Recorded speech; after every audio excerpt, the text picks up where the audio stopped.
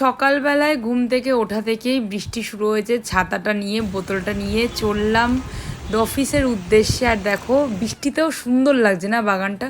2 সপ্তাহ ধরে মা বলে বলে আজ ফাইনালি বানালো পুরভরা কারকেল, তাও বোন বানিয়েছিল। আর অফিস থেকে এসে লাঞ্চ করতে এসেছিলাম, মা বললো স্নানটা করে নি, তোর বোন পুজো দিচ্ছি, তুই একটু ফ্রাই করে নে। তাই আমি একটু ফ্রাই করলাম। লাঞ্চ করে অফিসও গিয়েছিলাম, কাজ টাজ করে আবার আসলাম, এসে একটু ফল আর ভাবছিলাম যে আবার মনে হয় বৃষ্টিটা হবে, যে এরকম মেঘ করে আছে। তারপরে গেছিলাম টুবাইয়ের বাড়িতে, অফিসে গিয়ে টুবাইয়ের অর্ডার নিয়ে বসেছিলাম।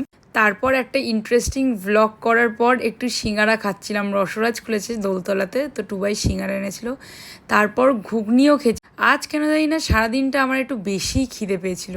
তারপর এখানে অফিসে টুবাইয়ের কাজ হচ্ছিল। তারপরে গিয়েছিলাম আমার বাড়িতে ডিনার করে। আমি টুবাই আর মা গল্প করতে বসেছিলাম, আর সেই দীঘার বাবলসগুলো ওগুলোই ফোলাচ্ছিল।